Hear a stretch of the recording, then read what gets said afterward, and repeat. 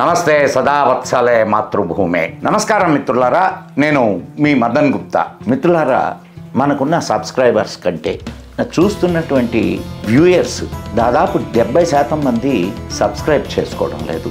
ఈ విషయాన్ని గుర్తించి మీరు సబ్స్క్రైబ్ చేసుకుంటే మాకు ఎక్కువ ఉత్సాహం వస్తుంది, ఎక్కువ పని చేయడానికి అవకాశం ఉంటుంది.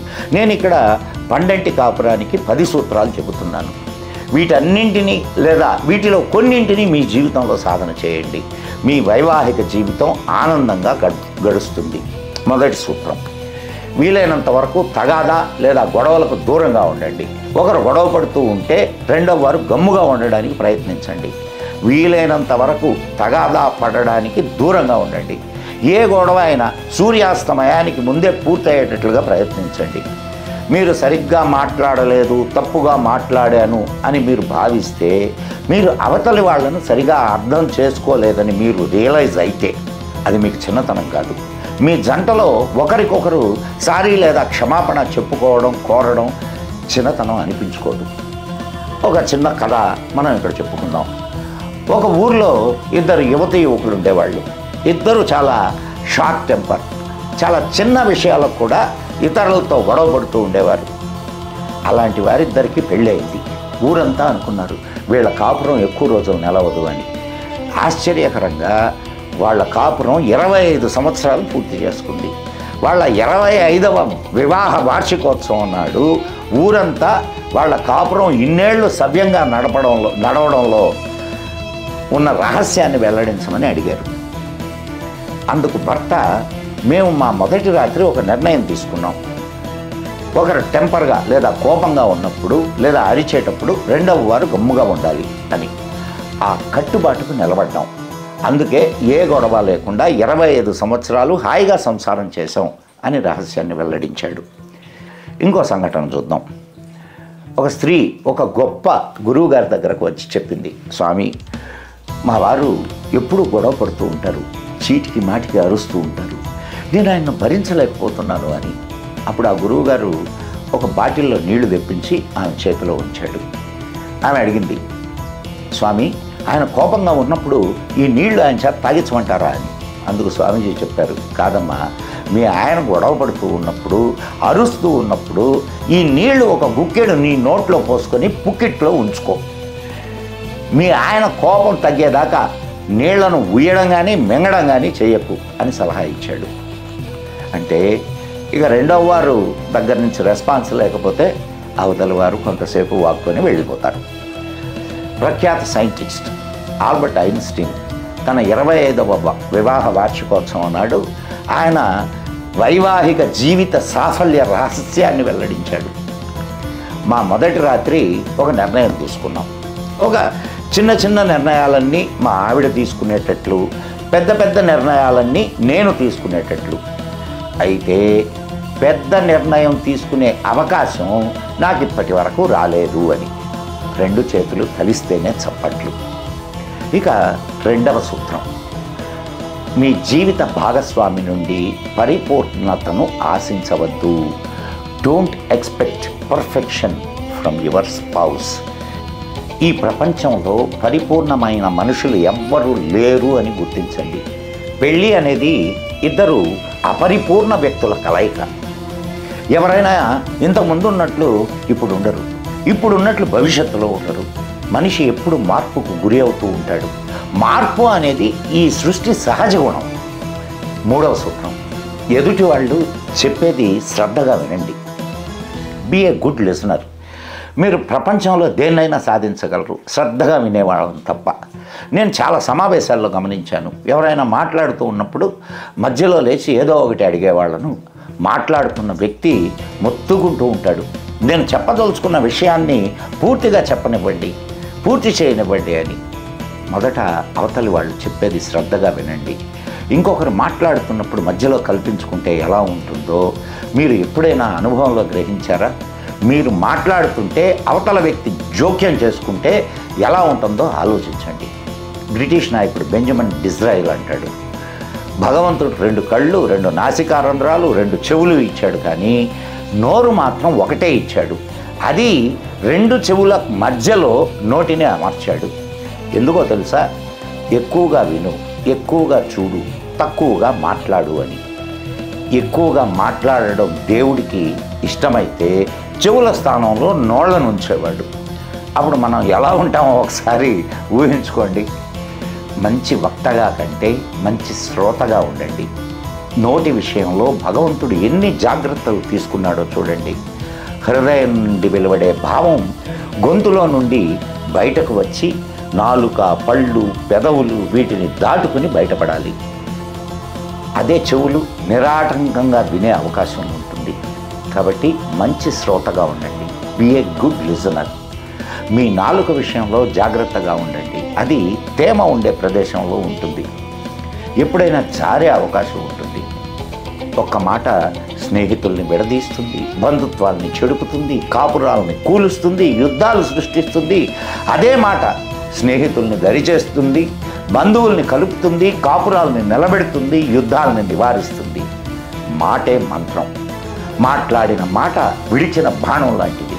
దాన్ని వెనక్కు తీసుకోలేము. మాట్లాడని మాట సద్ది మూట. కాబట్టి శ్రద్ధగా వినండి, ఆలోచించి మాట్లాడండి. 4వ సూత్రం, అందరినీ అభినందించండి, పొగడండి. Grow in the spirit of appreciation. అందరినీ పొగుడుతూ ఉండండి. మీ భార్యను పొగడండి, మీ పిల్లల్ని పొగడండి, మీ స్నేహితుల్ని పొగడండి, మీ ఆఫీసులో మీ సహచరుల్ని పొగడండి. పిల్లల్ని అభినందించండి, వాళ్ళని కోప్పడద్దు. మీరు పిల్లల్ని కోప్పడితే వాటిలో వికాసం అడుగంటిపోతుంది. ఒక సంఘటన చూద్దాం. ఒక చిన్న అబ్బాయి ఉండేవాడు. ఆ అబ్బాయి నీ పేరేంటి అని అడిగాను. స్కూల్లో నన్ను రమేష్ అని పిలుస్తారు, కానీ ఇంట్లో రమేష్ డోంట్ అని పిలుస్తారు. అలా ఎందుకు అని అడిగాను. స్కూల్లో అందరూ రమేష్ అనే పిలుస్తారు నన్ను. ఇంటికి వెళ్ళగానే Ramesh don't SIT like this, Ramesh don't talk like this, Ramesh don't do like this అని అంటూ ఉంటారు. అందుకని నేను ఇంట్లో రమేష్ డోంట్. పిల్లల్ని ఎదగనిచ్చే పద్ధతి ఇది కాదు. పిల్లల్ని ఎప్పుడూ తిడుతూ ఉంటే వారు పెద్ద నిషేధమూర్తులుగా తయారవుతారు. పిల్లల్ని మెచ్చుకుంటూ ఉంటే వారిలో వికాసం ఎక్కువగా ఉంటుంది. ఒక అమెరికా తత్వశాస్త్రవేత్త విలియం జేమ్స్ అంటాడు, మానవ హృదయం మెప్పును కోరుతుంది. మీరు ఎవరినైనా మెచ్చుకుంటే పైకి సిగ్గు నటించినా లోపల పొంగిపోతారు. ఇంకొక తత్వశాస్త్రవేత్త ఇలా అంటాడు, మానవులు 2 విషయాలు తప్పనిసరిగా కోరుకుంటారు. ఒకటి సెక్స్, రెండవది మనీ, డబ్బు అని అందరూ అనుకుంటారు. కానీ మరో 2 విషయాలు కూడా మనిషి కోరుకుంటాడు. అవి ఒకటి మెప్పు, 2 గుర్తింపు. లియోనార్డో డా విన్సీ అంటాడు, నీ స్నేహితులని గురించి కానీ నీ జీవిత భాగస్వామిని గురించి కానీ ఇతరుల ముందు విమర్శించకు. వాళ్ళ పొరపాట్లు ఏవైనా ఉంటే వారి ముందే సౌమ్యంగా చెప్పండి అని. ఇక 5వ సూత్రం, మీలో క్షమాగుణాన్ని పెంపొందించుకోండి. Grow in the spirit of forgiveness. వివాహం యొక్క ప్రధాన సూత్రం ఒకటే, ఇవ్వు ఇవ్వు ఇవ్వు. నువ్వు ఇచ్చిన దానికి ఫలితాన్ని ఆశించకు. క్షమించు క్షమించు క్షమించు. ఎన్నిసార్లు క్షమించావో లెక్కించకు. జీసస్ ఆయన భక్తులను అడిగారు, ఎవరైనా ఎన్నిసార్లు క్షమించాలి అని. జీసస్ చెప్పాడు, లెక్క లేకుండా క్షమించడం అలవాటు చేసుకోండి అని. 2 చిన్ననాటి స్నేహితులు చాలా కాలం తర్వాత బజార్లో కలుసుకుంటారు. పొద్దుపోయే వరకు ఒక రెస్టారెంట్లో కూర్చొని మాట్లాడుకుంటూ ఉన్నారు. వారికి సమయమే తెలియలేదు. ఇంతలో వారిలో ఒకరికి ఇంటి నుండి ఫోన్ వచ్చింది. దాంతో ఆయన కంగారుగా పరిగెడుతూ ఇంటికి వెళ్ళాడు. మర్నాడు స్నేహితుడు ఫోన్ చేసి అడిగాడు, రాత్రి ఇంటికి పరిగెడుతూ వెళ్ళావు, ఏమైనా సీరియస్సా అని. దానికి ఆయన అదేం లేదు, రాత్రి మా ఆవిడ హిస్టారికల్గా మారింది అన్నాడు. అవతల స్నేహితుడికి అర్థం కాలేదు. హిస్టీరికల్గానా అని అడిగాడు. కాదు కాదు, హిస్టారికల్గానే. రాత్రి ఆమె గత చరిత్రనంతా విప్పింది. పెళ్ళైనప్పటి నుండి ఇప్పటి వరకు జరిగిన తప్పులన్నీ రాత్రి ఏకరువు పెట్టింది అన్నాడు. క్షమించడం అంటే ఇలా కాదు. షేక్స్పియర్ అంటాడు, క్షమ అనేది మనల్ని కష్టపెట్టే విషయం కాదు. క్షమ అనేది స్వర్గం నుండి భగవంతుడు కురిపించే సన్నటి చిరుజల్లు లాంటిది. ఇతరుల తప్పుల్ని క్షమించలేని వాడు భగవంతుడు కురిపించే దయావర్షానికి గొడుగు అడ్డం పెట్టుకున్నవాడే అవుతాడు. వినయం, నమ్రత, విధేయతలు మీలో పెంపొందించుకోండి. ఇది 6వ సూత్రం. Grow in the spirit of humility. చాలా అవసరమైన గుణం. మీరు స్వర్గతుల్యమైన గృహాన్ని నిర్మించుకోవాలి అంటే వినయాన్ని అలవర్చుకోండి. అండర్స్టాండింగ్ అంటే అర్థం ఏమిటి? అండర్స్టాండింగ్ అనే పదం ఏ సందేశాన్ని ఇస్తుంది? అండర్స్టాండ్, కింద నిలబడండి. ప్రతి వాళ్ళు పైన నిలబడాలని చూస్తారు. కింద నిలబడడానికి, అణిగిమణిగి ఉండడానికి ఎవరు ప్రయత్నించరు. అలా ఉన్నందువల్ల మీ గొప్పతనం ఏం తగ్గిపోదు. అనువుగాని చోట అధికుల మనరాదు, కొంచెముండుటెల్ల కొదువ కాదు, కొండ అద్దమందు కొంచెమై ఉండదా విశ్వదాభిరామ వినురవేమ. ఎప్పుడు మీరు గొప్పలు చెప్పుకోకండి. నేను అది చేశాను, నేను ఇది చేశాను, నేనే అంతా సంపాదించాను అంటూ గొప్పలకు పోకండి. మేరీ ఆండర్సన్ ఎప్పుడు తన ఉపన్యాసంలో నేను అనే పదాన్ని వాడలేదు. ఒకసారి ఒక సభలో ఇదే ప్రశ్నను ఒక విలేకరు అడిగాడు. మీరు ఎప్పుడు నేను అనే పదాన్ని వాడలేదు, కారణం ఏమిటి? అందుకు ఆమె ఇచ్చిన సమాధానం అద్భుతం. ఈ ప్రపంచంలో ఏదైనా ఒక్కరే సాధించలేరు. ప్రతి కార్యం సమిష్టి కృషి అని. అలాగే ఇల్లు సవ్యంగా నడవాలి అంటే భార్య, భర్త, పిల్లలు, తల్లిదండ్రులు, బంధువులు, మిత్రులు అందరి సహకారం ఆ కుటుంబ అభివృద్ధికి కారణం. భార్య ప్రోత్సాహం భర్తను అభివృద్ధి పదాన ముందుకు నడిపిస్తుంది. భర్త ప్రోత్సాహం భార్య ఆనందానికి కారణమవుతుంది. తల్లిదండ్రుల ప్రోత్సాహం పిల్లల అభివృద్ధికి కారణమవుతుంది. కాబట్టి సమిష్టి కృషి ఏదైనా కార్యాన్ని సాఫల్యం చేస్తుంది. నేను అనే ఇగో అహాన్ని వదిలి అణగుగా ఉండడం అలవాటు చేసుకుంటే మన ఇళ్ళు స్వర్గాలే. సెయింట్ ఫ్రాన్సిస్ని ఒకసారి కొందరు మిత్రులు అడిగారు, నువ్వు అందగాడివి కాదు, గొప్ప శక్తివంతుడివి కాదు, గొప్ప తెలివిగలవాడివి కాదు, బాగా చదువుకున్నవాడివి కాదు, కానీ ప్రజలందరూ నిన్ను గొప్పగా ఎందుకు గౌరవిస్తారు అని అడిగాడు. అందుకు ఆయన ఇచ్చిన సమాధానం, ఆ భగవంతుడు తన దయ యొక్క మహత్యాన్ని చూపించాలని తలచాడు. మానవుల్లో ఎందుకు పనికిరానివాడు ఎవరైనా ఉన్నారా అని వెతికి నన్ను పట్టుకున్నాడు. ఈ కీర్తి, ఈ ప్రఖ్యాతి అంతా ఆయన దయావర్షమే అని సమాధానం ఇచ్చాడు. అంతటి గొప్పవాడు తనను తాను ఎలా చూసుకుంటున్నాడో గమనించండి. అంతటి అణకువ మనదిగా చేసుకుందాం. ఇక 7వ సూత్రం, చర్చించండి, వాదించవద్దు. Discuss but not argue. మీరు ఏదైనా విషయాన్ని చర్చించండి, వాదించవద్దు. మీరు ఎప్పుడూ వాదించడం వల్ల గెలవలేరు. అవతలి వారిని మీ వాదన పటిమతో అలసిపోయేటట్టు చేసి వారు వాదనను వదులుకునేటట్లు మాత్రమే చేయగలరు. If you win the argument you lose the person. మీ కుటుంబంలో వాదనకు తావిస్తే మీరు కుటుంబంలోని సభ్యులను కోల్పోతారు. సమస్య ఉన్నప్పుడు దాని మీద చర్చించండి, మీ అభిప్రాయాలు తెలియజేయండి. మీ అభిప్రాయమే గెలవాలని, మీ నిర్ణయమే అమలు కావాలని పట్టుదలకు పోకండి. చాలా కాపురాలు కోలడానికి కారణాలు పట్టుదల, వాదించుకోవడాలు. ఇక 8వ సూత్రం, మీలో హాస్యరసాన్ని కాస్త అభివృద్ధి చేసుకోండి. Develop a healthy sense of humour. నవ్వడం నేర్చుకోండి. నవ్వడం శరీరానికి మంచి టానిక్ లాంటిది. అది శరీరానికి, మనస్సుకు, ఆధ్యాత్మికతకు బలాన్నిస్తుంది. నవ్వడం వలన లంగ్స్ బాగా పనిచేస్తాయి, రక్త ప్రసరణ బాగా జరుగుతుంది, తిన్నది బాగా అరుగుతుంది, మీ బుద్ధికి బలం చేకూరుతుంది. మీరు నవ్వడం నేర్చుకోండి. మనం హాయిగా నవ్వడం మర్చిపోయి ఎంతకాలం అయింది? నవ్వలేని వాడు బ్రతుకు అందం ఎరుగలేడు. నవ్వలేని వారు జీవితంలో ఆనందంతో పాటు అన్నీ కోల్పోయినట్లే. ఇతరుల నిస్సహాయత మీద, ఇతరులను కించపరచడానికి నవ్వకండి. హాస్యం, నవ్వు ఈ రెండూ మనకు అద్భుతమైన ఆనందాన్ని ఇస్తాయి. యాడమ్ గాడ్ను అడిగాడు, ఈవ్ను ఎందుకు అంత అందంగా సృష్టించావు అని. గాడ్ సమాధానం, నువ్వు ఆమెను ప్రేమించడానికి. ఈవ్ అడిగింది, యాడమ్ను ఎందుకు అంత తెలివి తక్కువ వాడిగా సృష్టించావు అని. గాడ్ సమాధానం, అతడు నిన్ను ప్రేమించడానికి అని. ఇంకొక సరదా విషయం, ఓ జంట, భర్త పొడుగ్గా, భార్య పొట్టిగా ఉంటుంది. ఒకరోజు ఇద్దరు వాదనకు దిగారు. భర్తకు బాగా కోపం వచ్చి, నిన్ను మింగేస్తాను అన్నాడు. భార్య కాస్త సరదా మనిషి, నన్ను మింగితే మీకు తలలో కంటే కడుపులోనే మెదడు ఉంటుంది అన్నది. ఇంకొక సరదా జోక్ చెప్పుకుందాం. ఒక భర్త తన భార్యను గురించి ఒక స్నేహితుడికి చెబుతున్నాడు, ఇంతకుముందు నా భార్య నాకు బూట్లు తెచ్చిచ్చేది, మా కుక్క అరుస్తూ ఉండేది. ఇప్పుడు సీన్ మారింది, సీన్ రివర్స్ అయింది. నా కుక్క బూట్లు తెరుస్తుంది, నా భార్య అరుస్తూ ఉంది అని. ఆమె కాస్త సెన్స్ ఆఫ్ హ్యూమర్ ఎక్కువ. ఎందుకు మీరు అలా చెప్తారు? మీకు ఇప్పుడు కూడా రెండు లభిస్తున్నాయి కదా, బూట్లు లభిస్తున్నాయి, అరుపులు లభిస్తున్నాయి.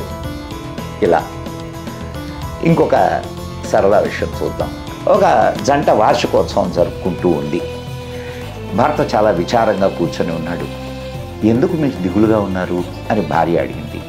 మీకు గుర్తుందా, పెళ్ళికి ముందు మనం ఒకే మంచం మీద ఉండగా మీ నాన్నగారికి పట్టుబడ్డాం. తర్వాత ఆయన నన్ను కూర్చోబెట్టి, నేను ఈ విషయం పోలీస్ స్టేషన్లో కంప్లైంట్ చేస్తే నీకు 20 సంవత్సరాలు జైలు శిక్ష పడుతుంది, కాబట్టి మా అమ్మాయిని పెళ్లి చేసుకో అన్నాడు. ఆ రోజు నిరాకరించినా బాగుండేది, ఈ పాటికి జైలు నుంచి బయటపడేవాడిని అని వాపోయాడు. హాస్యం జీవితంలో ఒక భాగంగా ఉండాలనుకున్నాం కాబట్టి కొన్ని జోక్స్ చెప్పుకున్నాం, కొన్ని సరదా విషయాలు మాట్లాడుకున్నాం. 9వ సూత్రం, మీ హృదయాలు ప్రేమతో నింపండి. Fill your hearts with love. మీ కుటుంబ సభ్యులను ప్రేమించండి, మీ చుట్టూ ఉన్న సమాజాన్ని ప్రేమించండి. ప్రేమ అనేది మీ మనస్సులో చోటు చేసుకుంటే మీ హృదయం సున్నితమవుతుంది, ఎవరిని నొప్పించడానికి ఇష్టపడరు. ఈ ప్రేమ నిస్వార్థంగా ఉండాలి, ఎదుటి వారి నుంచి ఏమీ ఆశించకుండా ప్రేమించగలగాలి. మీరు ఇతరులను ఎంత ప్రేమిస్తారో ఇతరులు మిమ్మల్ని అంతగా ప్రేమిస్తారు. ద్వేషం ద్వేషాన్ని తెస్తుంది. ప్రేమ అనేది మీ మనసులో ఉంటే మీ కుటుంబ సభ్యులు చేసే చిన్న చిన్న పొరపాట్లు మీకు కనిపించవు. మీ ప్రేమ అందరినీ మీకు దగ్గర చేస్తుంది. ప్రేమ అనే ఒక్క పదాన్ని గురించి చెప్పాలి అంటే రోజుల తరబడి చెప్పచ్చు. కాబట్టి ఆఖరి అంశాన్ని చూద్దాం. 10వ సూత్రం, భగవంతుణ్ణి మళ్ళా మీ ఇంట్లోకి తీసుకురండి. Bring God in your home. మనం ఇవాళ ఇళ్ల నుంచి భగవంతుణ్ణి తోసివేశాం. ఆ ఖాళీని దెయ్యాలు ఆక్రమించుకున్నాయి. ఇది ఎంత నిజమో ఆలోచించండి. దెయ్యాలు భూతాలు ఎన్ని ఇళ్ల మీద స్వారీ చేస్తున్నాయో చూడండి. స్పిరిచువల్ థాట్స్కు దూరం అయితే ఆ గ్యాప్ని ఈవిల్ థాట్స్ భర్తీ చేస్తాయి. మీ గృహాలు, మీ కుటుంబాలు చల్లగా ఆనందంగా ఉండాలి అంటే మళ్ళా మీరు దేవుణ్ణి ఇంట్లోకి ఆహ్వానించండి, దేవుణ్ణి ఆరాధించండి. ప్రతిరోజు అందరూ కలిసి దేవుడి పటం ముందు కూర్చొని 10 నిమిషాలు ప్రార్థన చేయండి. మీరు ఏ దేవుడినైనా పూజించండి, శివుడు, విష్ణువు, దుర్గా, రామ, కృష్ణ, అల్లా, యెహోవా, బుద్ధుడు, ఏ దేవుడైనా, లేదా ఏ సాధు పురుషుల మహాత్ముల చిత్రపటాన్ని, షిరిడి సాయి, పుట్టపర్తి సాయి, బుద్ధుడు, గురునానక్, రమణ మహర్షి, మెహర్ బాబా, ఎవరైనా కానీ మీ ఇంట్లో ప్రతిష్ఠించండి. మీ ఇంట్లో ప్రధానమైన చోట ఆ చిత్రపటాన్ని పెట్టండి. మీరు బయటకు వెళ్ళేటప్పుడు, ఇంట్లోకి వచ్చేటప్పుడు ఒక్కసారి ఆ చిత్రపటానికి నమస్కరించండి. రోజులో ఒక్క పూట ఇంట్లో అందరూ కలిసి భోంచేయండి. ఈ 2 విషయాలు మీ గృహాన్ని స్వర్గతుల్యం చేస్తాయి, ఆనందాన్ని, ప్రశాంతతను మీ సొంతం చేస్తాయి. ఇది మిత్రులారా, ఈ 10 సూత్రాలను పాటిస్తారని, లేదా 10లో కొన్ని సూత్రాలనైనా పాటించి మన జీవితాలను, మన కాపురాలను బాగుపరుచుకుంటారని ఆశిస్తున్నాను. మిత్రులారా, ఇప్పటి వరకు మనం మాట్లాడుకున్న విషయాలు మీ కుటుంబాలు, మీ గృహాలు స్వర్గధామాలు కావాలనే గాఢమైన కోరిక, ఎన్నో కుటుంబాలు విచ్ఛిన్నమవుతున్నాయనే బాధ, వివాహ స్ఫూర్తి లోపిస్తుందనే ఆర్తి, సంస్కృతి సాంప్రదాయాలు అడుగంటిపోతుంటే చూస్తూ పడుతున్న ఆవేదన ఈ పనికి పురికొల్పింది. మీ కాపురాలు, మీ గృహాలు, మీ కుటుంబాలు కలకాలం చల్లగా ఆనందంగా ఉండాలని, సుఖ సంతోషాలతో వర్ధిల్లాలని కాంక్షిస్తూ మీ మదన్ గుప్తా మరో మంచి విషయంతో మీ ముందుకు వస్తాను. అప్పటి వరకు సెలవు. మరి మిత్రులారా, ఈ వీడియో మీకు నచ్చినట్లయితే వెంటనే మన ది మదన్ గుప్తా ఛానల్ను సబ్స్క్రైబ్ చేయండి, లైక్ చేయండి, షేర్ చేయండి, బెల్ ఐకాన్ నొక్కండి. మీ మిత్రులకు కూడా ది మదన్ గుప్తా ఛానల్ను పరిచయం చేయండి. జై హింద్, జై మా భారతి. నమస్కారం మిత్రులారా, మీ మదన్ గుప్తా.